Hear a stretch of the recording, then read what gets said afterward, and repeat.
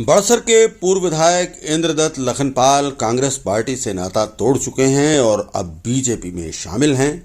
BJP में शामिल होने के बाद अब उन्हें उपचुनाव के लिए टिकट भी मिल गया है। कांग्रेस से बागी होने के बाद पहली बार वो बड़सर विधानसभा क्षेत्र में पहुंचे। बड़सर पहुंचने पर भाजपा समर्थकों ने उनका शानदार स्वागत किया। इस दौरान इंद्रदत्त लखनपाल के समर्थकों में काफी उत्साह देखने को मिला। इंद्रदत्त लखनपाल ने समूह मैदान में विशाल जनसभा को भी संबोधित किया। इस मौके पर राज्यसभा सांसद सिकंदर कुमार, प्रदेश भाजपा प्रवक्ता विनोद ठाकुर, बड़सर भाजपा महामंत्री संजीव कुमार और मीडिया प्रभारी विकास बटियाल सहित काफी संख्या में भाजपा कार्यकर्ता और पदाधिकारी मौजूद रहे। लखनपाल ने इस अवसर पर कहा कि विधायक और मंत्री सभी परेशान हैं और पूछते हैं कि हम सभी ने भागना है, लेकिन कैसे भागें। उन्होंने कहा कि हिम्मत करने की देर है। उन्होंने कहा कि आज नए घर में वो बहू बनकर आए हैं और भाजपा के तौर तरीके सीखने के लिए तैयार हैं। लखनपाल ने कहा कि मुख्यमंत्री सुक्खू को कई बार बताया गया कि सरकार ठीक काम नहीं कर रही है, लेकिन उसके बावजूद भी उन्होंने अपना रास्ता नहीं बदला। चर्चा हुई और हो रही है कि आखिर ऐसा क्या हो गया कि कांग्रेस का विधायक भाजपा में मिल गया। बहुत सारी बातें हुई। ईमान बेच दिया, 25 करोड़ ले लिए, खा गया। सिकंदर जी तो हमारे सीनियर नेता हैं, पता नहीं इन्होंने 25 करोड़ कहां छुपा के रखे होंगे। थोड़े बहुत दे देना अगर होंगे आपके पास। हमारे पास तो अभी पहुंचे नहीं, जब पहुंचेंगे तो आपको बता देंगे कि आ गए, थोड़े थोड़े ले जाओ मेरे से। एक ऐसी दुर्भावना और जहर प्रदेश के अंदर कांग्रेस पार्टी के लोगों के द्वारा फैलाया जा रहा है, तो सही में कुंठा। जिन मुद्दों को लेकर हम विधायक बने थे, कांग्रेस पार्टी की सरकार बनाई प्रदेश के अंदर, वो सारे के सारे मुद्दे गायब हो गए। जब हमने सरकार से कहा कि विधायकों के अंदर नाराजगी चल रही है, तो सरकार कहती है कि कोई नाराज नहीं है, सब ठीक है, क्योंकि जब सत्ता की कुर्सी मिल जाती है तो सब हरा हरा दिखता है। और हमने कहा, हमने आउटसोर्स कर्मचारियों से वादा किया था कि हम सत्ता में आएंगे, आपके लिए पॉलिसी बनाएंगे। हमने वादा किया था एसएमसी के अध्यापकों से कि हम आएंगे तो आपके लिए पॉलिसी बनाएंगे। हमने करनामूलक आधार पर हड़ताल पर बैठे हुए बच्चों से वादा किया था कि हम आपकी समस्या का समाधान करेंगे। हमने आशा वर्कर्स से वादा किया था कि हम आपके लिए अच्छी पॉलिसी बनाने का प्रयास करेंगे। जो हमारे वोकेशनल टीचर जो रखे गए हैं, 10-15 साल से जो काम कर रहे हैं, उनके लिए हमने वादा किया था जब हम सत्ता में आएंगे तो आपकी समस्या का हल करेंगे, आपको किसी पॉलिसी के तहत लाएंगे, वो सारे मुद्दे गौन होंगे, करेंगे। लेकिन 1.5 साल से वो वहीं की वहीं खड़ी है।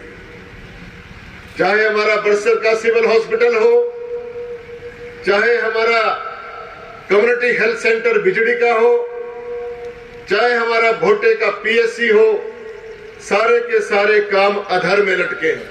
जल्दी बनाया जाए। 1.5 साल हो गया, आज तक उस जमीन का कोई समाधान नहीं कर सके। भोटा के बस अड्डे के लिए हमने बात करें कि मेरे विकास के काम रुके हुए हैं, इन्हें करें। अरे ठहर जाओ, अभी तो बजट ही नहीं है, पैसा ही नहीं है। हर व्यक्ति को आप कैबिनेट दर्जे से संजोए जा रहे हैं, अपने चहेतों को कैबिनेट दर्जा दिए जा रहे हैं और फिजूल खर्ची किए जा रहे हैं, तब कहां से पैसा आ रहा है?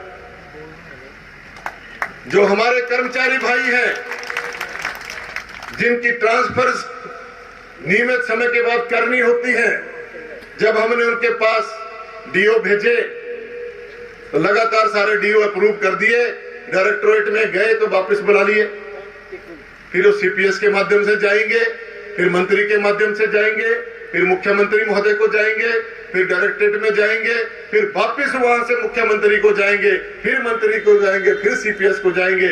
ऐसे ही हमारे कर्मचारी भाई पिसते रहे। हमने कहा यह प्रारूप ठीक नहीं है, इसमें आंशिक रूप से बदलाव करके एक सही पॉलिसी कर्मचारियों के लिए बनाए ताकि वो ज्यादा से ज्यादा प्रताड़ित ना हो। महिला जो हमारी कर्मचारी है उठाकर किसी को भरमौर फेंक दे रहे हैं, किसी को सिरमौर फेंक दे रहे हैं, किसी को चंबा के दूर दराज क्षेत्रों में फेंक दे रहे हैं। क्या कारण है? क्यों नहीं सुनते हैं अफसर आपकी? या तो आप अक्षम है, आपकी बात अधिकारी सुनते नहीं है। अभी यहाँ एक भाई साहब बोल रहे कि 11 रूट बंद हो गए। आया, मैंने माननीय जो हमारे एचआरटीसी के मंत्री हैं, डिप्टी सीएम हैं, मुख्यमंत्री हैं, एमडी साहब हैं, उनसे बात की कि हमारी ये सारी की सारी बसें आपने डाइवर्ट कर दी बिलासपुर की तरफ से, तो बरसर के लोग जो लुधियाना में काम करते हैं, जलंधर में काम करते हैं, अमृतसर में काम करते हैं, वो कहां से जाएंगे? और जो लोग रात्रि में बाया उन्ना होते हुए अपने घरों को आते थे, अब उनको भोटा में उतार दिया जाता है पार सड़क के किनारे। वहां रात को उनको टैक्सियां लेनी पड़ती है, टैक्सियों के में ज्यादा पैसा खर्च करना पड़ता है, उसके माध्यम से वो यहाँ पर पहुंचते अपने अपने घरों में। किसी ने रैली जजरी जाना है, किसी ने घोड़ी दिबीरी जाना है, किसी ने देवड़ सिद्ध जाना है, किसी ने यहाँ हमारे नघ्यार में जाना है, किसी ने चंबे में जाना है, किसी ने सरोह में जाना है। कहां से जाएंगे वो? 2 महीने में लगातार कहता रहा कि बदलाव कीजिए इसमें, तो चुप बैठे हुए हैं, कोई जवाब नहीं दे रहे हैं। अरे विधायक आपसे बात कर रहे हैं, आपके पास विधायकों की बात सुनने का समय नहीं है। छोटे छोटे काम, छोटे छोटे जो पीएन की ट्रांसफर जो विदिन द ब्लॉक होती है, उसको कराने में महीनों लग जा रहे हैं। क्या कारण है? कैसी व्यवस्था परिवर्तन है? कोई समझ नहीं आ रहा है। कई मर्तबा हमने बात करने की कोशिश की, समझाना है भी कि नाराजगी बहुत ज्यादा हो रही है, विस्फोट होने वाला है। कोई नाराज नहीं है, सब ठीक है, सबसे मेरी बात हो गई है। हम सीनियर लोग थे, 45 वर्ष जिस संगठन में काम किया, खून पसीने से निजी जमीनें बेचकर उस गठन को हमने संजोया। दुख होता है इतना काम करने के बाद एक सीनियर, हमारे जैसे सीनियर लोगों की कोई इज्जत नहीं है उस पार्टी में, तो उस पार्टी में रहना क्यों है? अच्छा से रिजाइन कर देंगे, हमने सरकार में काम ही नहीं करना है। ये हाल है सरकार के, कोई रहना नहीं चाहता। आज भी जो कांग्रेस की सरकार में विधायक हैं या मंत्री हैं, वो भी परेशान है। दबी जबान में बोलते हैं, यार हमने भी भागना था पर कोई समझ नहीं आ रही कैसे कब भागे। मैंने कहा हिम्मत दिखाओ, मर्द बनो। अगर नहीं रहते तो हम देते थोड़ी सी हिम्मत। तो ये सारी बातें हुई, प्रकरण हुआ, और उसके बाद हम आज आपके बीच में आए। नए घर में बहू बन के आया हूं।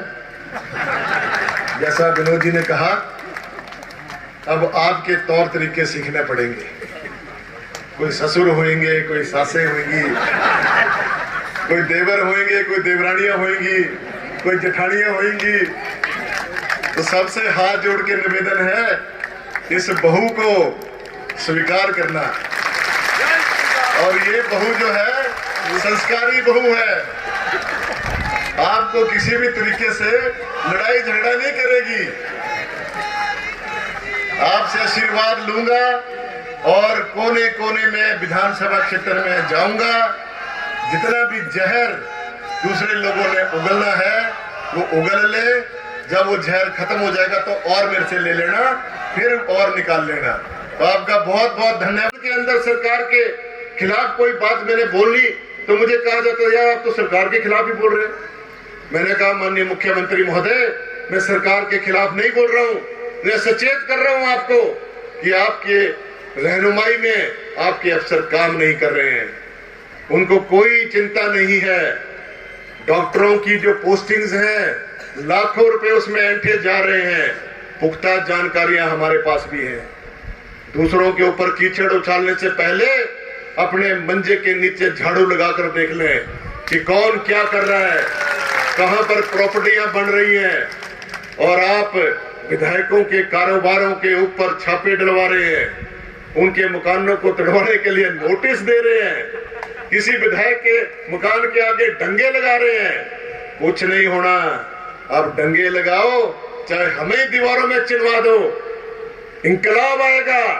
जनता जब खड़ी हो जाती है तो वो किसी को बख्शती नहीं है। अगर हम बेईमान होंगे, बिकाऊ होंगे, गद्दार होंगे तो उसका फैसला जनता करेगी। जनता की अदालत सबसे बड़ी अदालत होती है।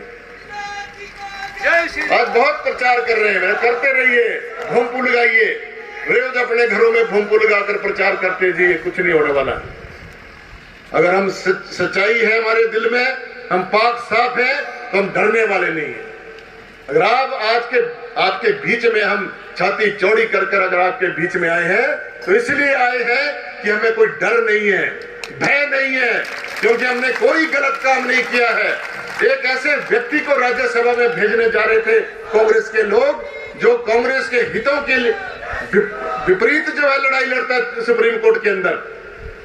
जितने भी हमारे हिमाचल के पॉलिसीज हैं उनके खिलाफ वो वहां पर सुप्रीम कोर्ट में केस लड़ते हैं और उनके ऊपर उन्हें राज्यसभा में भेजने की बात कर दी। हमने विचार किया कि हमारे हिमाचल से कोई भी हो, क्या हमारे हिमाचल में कौर सिंह ठाकुर जैसे सीनियर नेता नहीं थे, रामलाल ठाकुर जैसे सीनियर नेता नहीं थे, विप्लव ठाकुर जैसी नेता नहीं थी, आशा कुमारी जैसी सीनियर नेता नहीं थे, जो 8 से 10 बार चुनाव जीत चुके हैं? क्या उनको राज्यसभा में नहीं भेजा जा सकता था? ऐसा क्या कारण हो गया था कि एक बहुत अमीर वकील को जो है राज्यसभा में भेजना? जो वकील एक केस लड़ने के लिए सुप्रीम कोर्ट में 1 करोड़ रुपया लेता है, तो आप बताइए अगर वो जीत कर चला जाता तो क्या हमसे मिलता?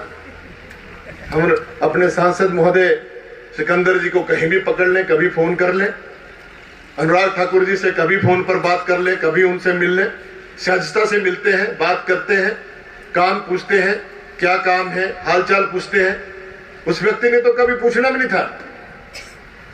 तो हमें अपने हिमाचल का आदमी चाहिए था, ये हमने निर्णय लिया और हमने क्रॉस वोटिंग कर दी। और उसके बाद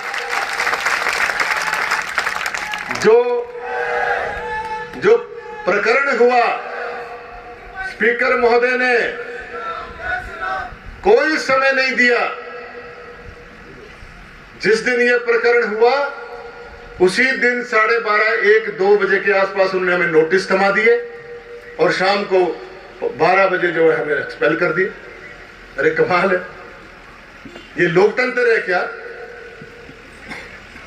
और इस लोकतंत्र की लड़ाई में हम सुप्रीम कोर्ट में गए।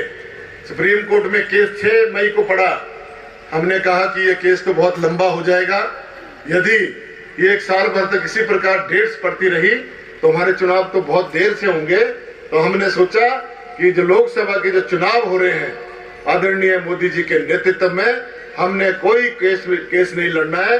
हमने अपनी पिटीशन वापस ले ली और हमें वहां पर बधाई दी गई अमित शाह जी के द्वारा, जेपी नड्डा जी के द्वारा, जयराम ठाकुर जी के द्वारा और जितने भी वहां प्रमुख नेता थे भारतीय जनता पार्टी के, कि आपने एक बहादुरी का काम किया है। आप बताइए हम आपके लिए क्या कर सकते हैं? हमने कहा कि आप हमें जो कार्यभार देंगे, हमें कोई लालच नहीं है, अगर आप हमें कार्यकर्ता बनाकर भी रखेंगे तब भी हम हिंदुत्व के लिए लड़ाई लड़ेंगे। इस देश के लिए हिंदू राष्ट्र बनाने के लिए जो आपने सपना सोचा है उसके लिए अपनी जान भी लड़ा देंगे। एक प्रकरण आया